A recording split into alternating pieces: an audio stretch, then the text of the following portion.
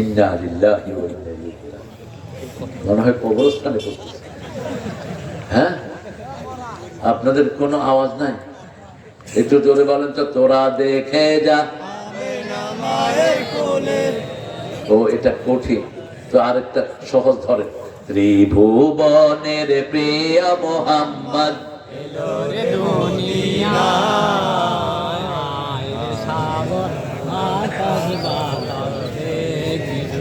আল্লাহ কবুল করুক। তাহলে 4 নম্বর সূরা হলো সূরাতুন নিসা। 5 নম্বর কোনটা? সূরা মায়েদা। 6 নম্বর কোনটা? সূরা আনআম। 7 নম্বর কোনটা? সূরা আরাফ। এই সূরা আরাফের 31 নম্বর আয়াতে আল্লাহ বলছেন, ইয়া বানি আদম খুযু যিনাতাকুম ইনদা কুল্লি মসজিদ কুলু ওয়াশরাবু ওয়া লা তুসরিফু ইন্নাল্লাহা লা ইউহিব্বুল মুসরিফিন। হে বনি আদম, তোমাকে তুমি সৌন্দর্য মণ্ডিত করো যখন তুমি মসজিদে যাও। কোথায় যাও? মসজিদে যাও। 5 ওয়াক্ত যারা মসজিদে যায় তারা মুমিন হয়ে যায়। এবার আমরা সবাই মিলে একতাবদ্ধ হব, আমরা সবাই মসজিদমুখী হব। রাজি আছেন তো? ইনশাআল্লাহ। মসজিদে যাবে যারা ভোট পাবে তারা, মসজিদে যাবে যারা আল্লাহর ওলি হবে তারা। শালম ভাইও ভালো, আমাদের চাচা তো আরো ভালো। চাচার নামাজ কাজা হয় না। আমি শালম ভাইরে জানি না নামাজ কাজা হয় কিনা, কি অবস্থা পড়ে। আল্লাহ আরো পড়ার তৌফিক দান করুন। আর আমাদের সভাপতি সাহেব পড়েন তো? রফিক ভাই পেট আছে? আইসক্রিম খায় না বেশি, খাইলে মোটামুটি পেটটা 3 মাসের হইতে হয়। যেগুলো ঘুষ খায় দেখবেন যে একটা আলাদা, মোটামুটি একটা আলাদা ড্রাম নিয়ে ঘুরতেছে। এটা এখানে হবে না, শুধু জাহান্নামেও হবে। ফেরেশতারা দেখবে, মানুষ দেখবে পেটের ভিতরে সাপ দৌড়াইতেছে, সাপ দৌড়াচ্ছে, বিচ্ছু দৌড়াচ্ছে, বিশাল পেট। সে একদিকে কাঠি আছে, পেট আরেকদিকে। কারা এরা? ওই সমস্ত লোক যারা ঘুষ খেত আমাদের সমাজে আছে না নাই? কি সুন্দর চেহারা, ঘুষ খায় রেগুলা, আবার তাসবিহ করে সুবহানাল্লাহ সুবহানাল্লাহ। তুই সুবহানাল্লাহ করস আর ঘুষ খাস, তোর আমলনামায় উঠবে গজবুল্লাহ গজবুল্লাহ। খবরদার, জমির আইল ফেলে আবার তাসবিহ করে। রাসূল বলেছেন, মান গায়্যারা মানারাল আরদ, যে জমির আইল চেঞ্জ করে ওর উপরে আল্লাহ লানত। আছে না নাই? অসংখ্য মানুষ, যতটুকু চুরি করবা ততটুকু ঘাড়ে করে কিয়ামতের ময়দানে উঠবা। সূরা আনামের 31 নম্বর আয়াত, ইয়াহমিলুনা আওজারহুম আলা যুহুরিহিম। প্রত্যেক মানুষ যত চুরি করেছে সব মালগুলো কাঁধে করে উঠবে কিয়ামতের ময়দানে। সাহাবায়ে কেরাম বলছেন, ইয়া রাসূলুল্লাহ, এত ছোট্ট ঘাড়ে এত বিশাল মাল নিয়ে কেমনে উঠবে? রাসূল বললেন, এক এক জাহান্নামীর দাঁত হবে, একটা দাঁত উহুদ পাহাড়ের সমান। উহুদ পাহাড় 10 মাইল লম্বা, 2.5 মাইল চওড়া। এরকম যদি একটা দাঁত হয়, 30টা দাঁত কদ্দুর হবে? 30টা দাঁত হবে পুরা বগুড়ার মতো। আর ওর চেহারাটা হবে বাংলাদেশের মতো, ঘাটটা হবে কথা কন্যা। এইগুলি নিয়ে উঠবে সে কিয়ামতের ময়দানে। মানুষ কইবে, ওই যে দেখা যাচ্ছে আমাদের বগুড়ার জমি চোর, ওই যে ইট চোর, ওই যে দেশের সম্পদ চোর। বিগত 17 বছরে 28 লক্ষ কোটি টাকা আত্মসাৎ করে দেশকে তন্তু ঝাড়া করে দিয়েছে। অথচ এই দেশ বড় সম্ভাবনাময় দেশ, শুধু বগুড়ার সম্পদ দিয়ে বগুড়া যথেষ্ট। ঠিক না ঠিক? এত বেশি আলু বাংলাদেশের কোথায় হয়? বগুড়ার সর্বশ্রেষ্ঠ সম্পদ কি বলেন তো? হ্যাঁ, আলু আর কি ধান? কাটারি ভোগ, মাশাআল্লাহ। আর আপনাদের এখানে কাঁচামরিচ তো হয় না। এই কাঁচামরিচের শুকরিয়া আদায় করে শেষ করতে পারবে? এর মধ্যে একটা ছোট মরিচ আছে, এটার নাম কি? না, ঝাল খুব, কারেন্ট মরিচ। এটা ইউনুসের খাওয়া দেওয়ার দরকার, যাতে শরীরে একটু কারেন্ট আসে। আমার হাদিকে খুন করেছো, তোমার শরীরে কোনো কারেন্ট আসলো না। হাদির খুনি কেন অ্যারেস্ট হলো না? আসিফ নজরুল্লাহ কুত্তা করে বের করে দাও। কি রাখছো এগুলো আশেপাশে? গত 3 দিন আগে দেখি আসিফ নজরুল্লাহ হাফ প্যান্ট পিন্ডা ঘুরতেছে গাড়ি নিয়ে। পাগল তো আগে থেকেই ছিল, হয়নি। উপদেশটা অধিকাংশ গুলো নষ্ট। আল্লাহ এদের থেকে দেশটাকে হেফাজত করেন। চিৎকার করে বলেন আমিন। আমার দেশকে হেফাজত করবেন কে? কোন খুনি, কোন সম্পদ লুটেরা দেশের কোন ক্ষতি করতে, ওদের ক্ষতি ওরা করবে, ওদেরকে গর্দানা দিয়ে বের করে দিবেন কে? এই জন্য আল্লাহর হুকুম মানবেন তো। ইয়া বানি আদম, হে আদমের সন্তানেরা। আমরা কার সন্তান? আদমের সন্তান। ওয়ালাকাদ কাররামনা বানি আদম। সূরা বনী ইসরাঈলে আল্লাহ বলছেন, আমি আদমের সন্তানকে সম্মান দিয়েছি। কি সম্মান দিলেন? ফালিয়ানজুরুল ইনসানু ইলা তুআমিহি আন্না সাবাবনাল মা'a সাব্বা থুম্মা শাকাকনাল আরদা শাক্কা ফাআনবাতনা ফীহা হাব্বান ওয়া 'আনাবা ওয়া যাইতুনান ওয়া কাদবা ওয়া হাদায়েকা গুলবা ওয়া ফাকিহাতান ওয়া আব্বা। আল্লাহু আকবার। খাওয়াগুলোর দিকে তোমরা তাকাও, কিভাবে আমি খাওয়াগুলো বানিয়েছি। তোমরা পানি দিয়েছো মাটি থেকে, একই মাটি থেকে গাজর আমি বের করেছি, ঠিক না ঠিক? তার পাশেই বের করেছি মূলা, তার পাশেই বের করেছি টমেটো, তার পাশেই দিয়েছি সুন্দর সুন্দর কফি। একই মাটির ভিতরে এত সুন্দর সবজি দান করে দিয়েছেন কে? সে আল্লাহ রাব্বুল আলামিন বলছেন, তোমরা তাকাও, তোমাদের জন্য তুমি বনি আদম কলা বানিয়েছি আমি, সেখানে চোকলা দিয়েছি। কারণ মেহমানকে দিতে হলে একটা ঢাকনা দিয়ে দিতে হয়, ঠিক না ঠিক? আপনি যখন মেহমানকে কোনো খাবার দিবেন কিভাবে দেন? ঢাকনা দিয়ে দেন। আমাদেরকে কলা দিলেন আল্লাহ।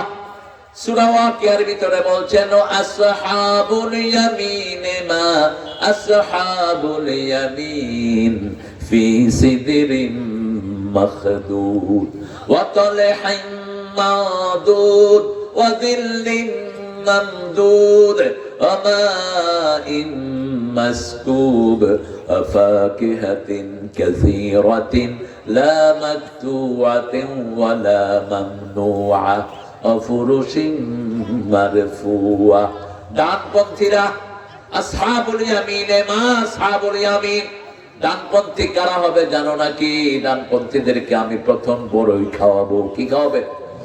কান্দি কান্দি বড়ই। আজকের মেডিকেল সায়েন্স বলছে বড়ই যারা খায় তাদের রোগ প্রতিরোধ ক্ষমতা সবচেয়ে বৃদ্ধি পায়।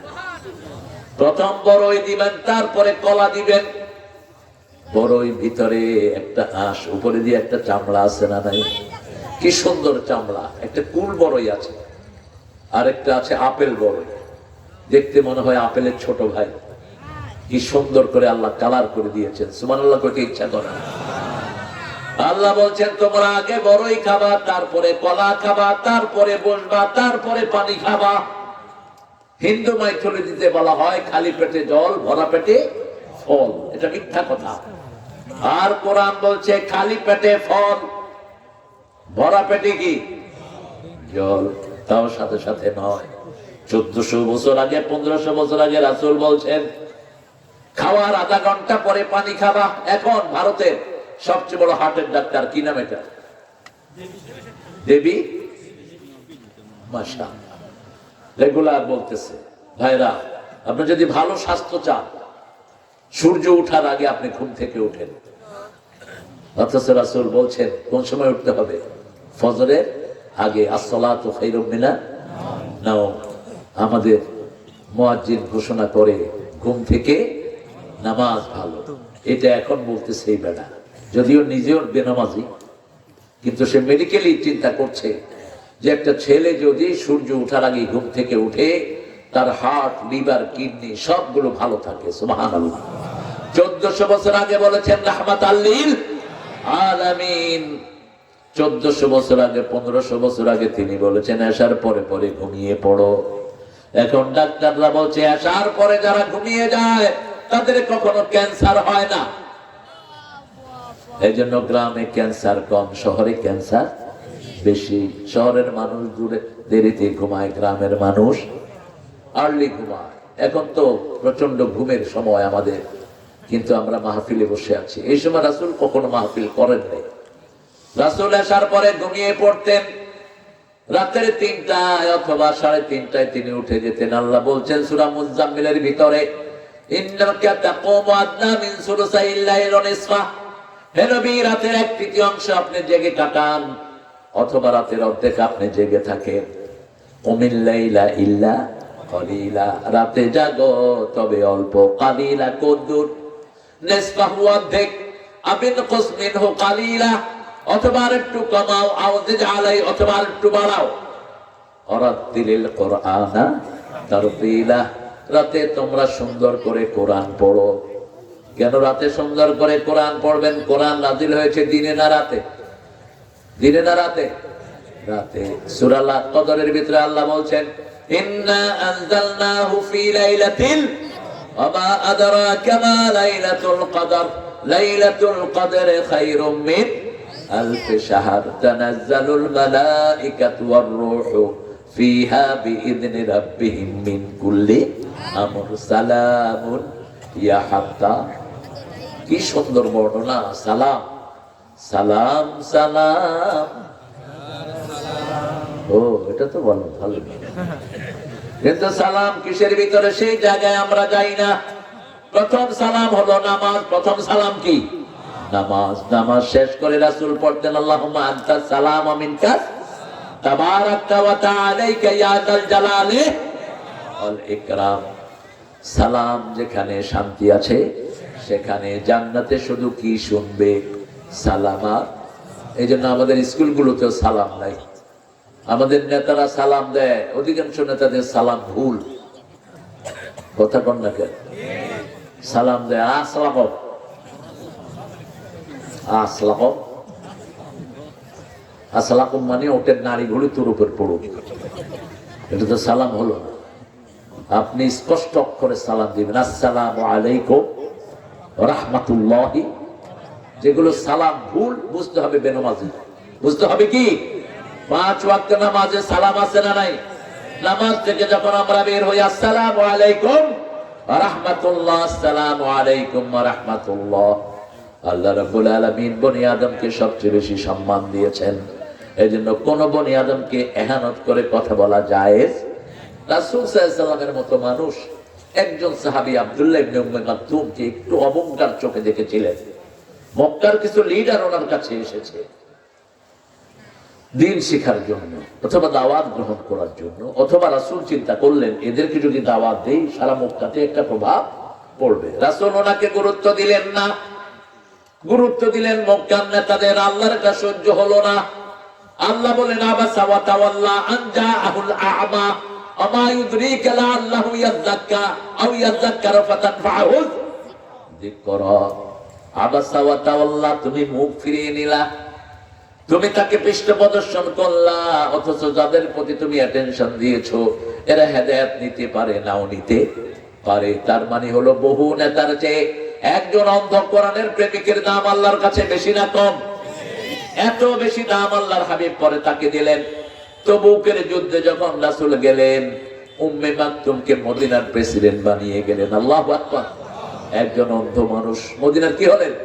প্রেসিডেন্ট হলেন। শুধু তাই নয়, এই সূরার পর থেকে যখনই তিনি আসতেন রাসূল দাঁড়িয়ে যেতেন, রাসূলের ঘরে যেতেন রাসূল দাঁড়িয়ে যেতেন। রাসূল আর মা আয়েশা বসে আছেন, উম্মে মাকতুম আসছেন। তিনি কি ছিলেন? অন্ধ। কি ছিলেন? অন্ধ। মা আয়েশা তাকিয়ে আছেন। রাসূল বলছেন, আয়েশা তুমি কি দেখছো?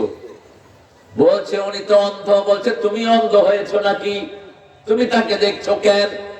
কুল লিল মুমিনিনা ইয়াগুদ্দু মিন আবসারিহিম ওয়া ইয়াহফাযু ফুরুজাহুম কুল লিল মুমিনাতি ইয়াগুদ্দুনা মিন আবসারিহিন্না ওয়া ইয়াহফাযনা ফুরুজাহুন্না। মুমিন পুরুষদেরকে বলে দাও তারা যেন চক্ষুকে অবনত রাখে, লজ্জাস্থানকে হেফাজত করে। আপনি উঠলেন কেন বাবা? আরে চলো আমরা ইচ্ছা সেরে আসি। কি বিপদ! উঠতে দেব না। ইস্তিনজা ধরলে এখানে করবে। বুখারী হাদিস, রাসূলের আলোচনা শুনতে শুনতে মাহফিলে পেশাব করতেছে। খবর নাই। আমরা তো ওরকম আলোচনা আমাদের হয়ও না। রাসূলের মতো আলোচক কে হতে পারে? ঠিক না ঠিক? ওনার মতো অসাধারণ অনিন্দ্য সুন্দর উনি যা বলতেন তার পক্ষ থেকে, আমাদের তো এগুলি খবর নেই। আল্লাহ বলছেন সানুকরিউকা ফালা তানসা, তুমি ভুলবা না, আমি আল্লাহ তোমাকে পড়িয়ে দেব।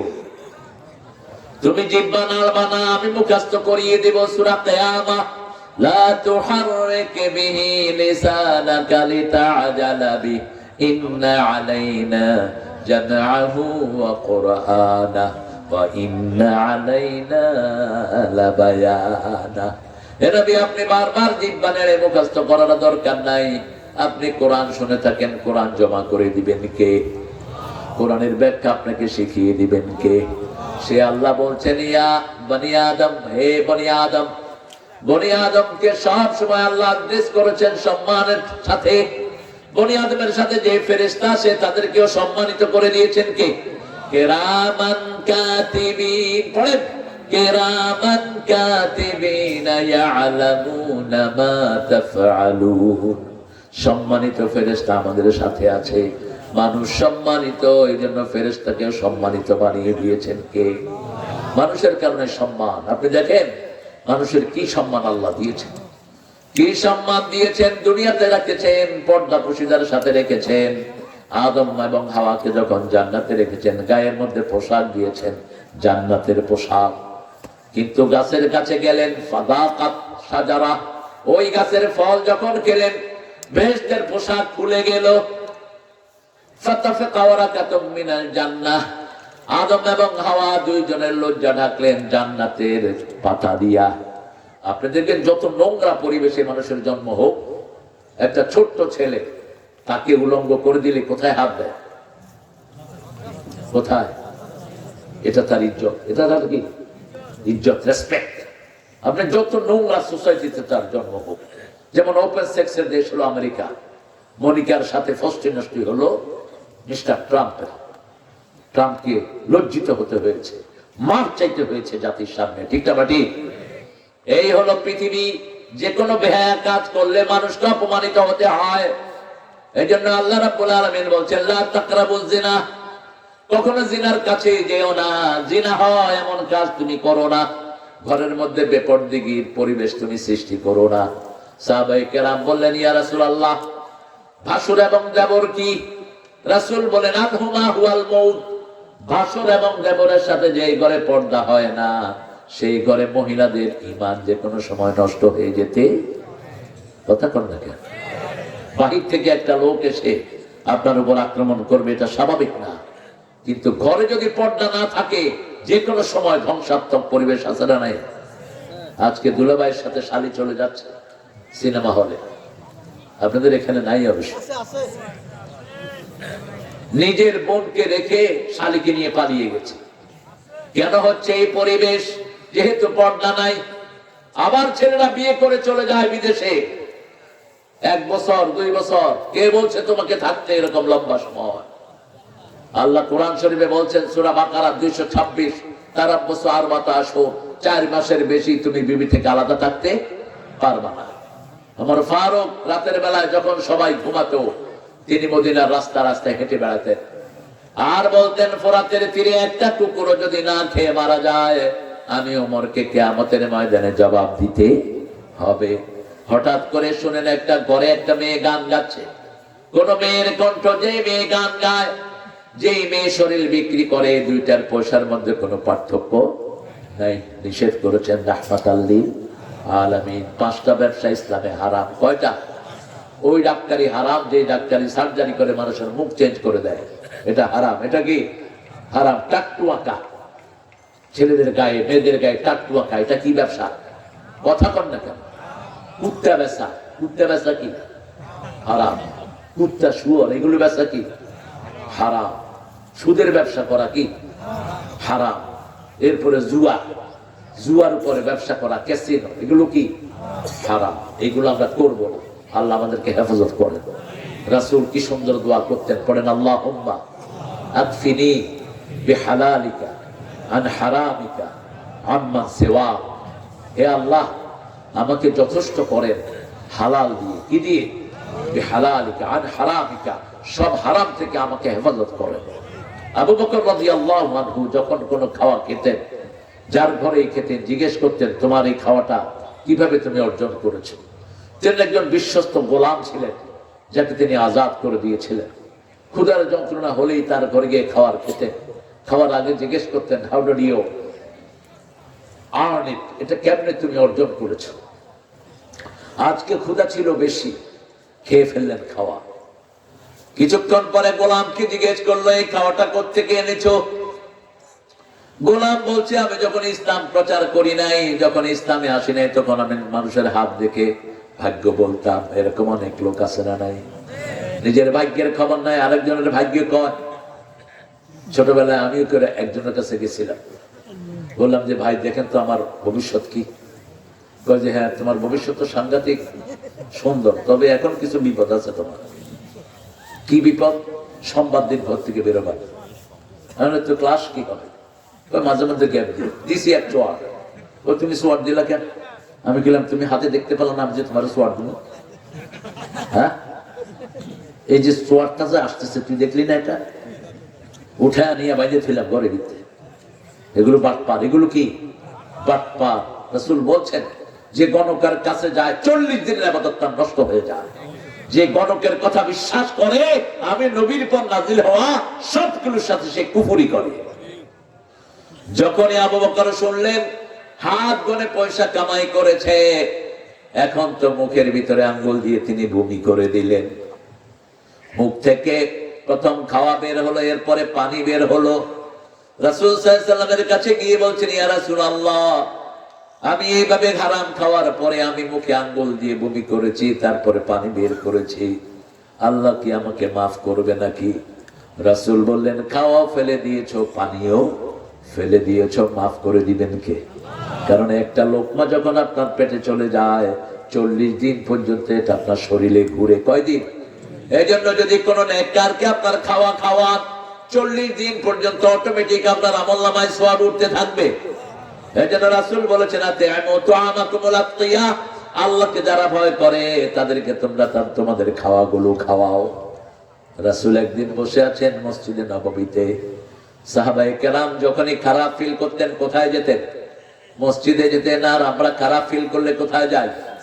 দোকানের সামনে যাই, ইচ্ছা মতো বিড়ি খাই, আছে না?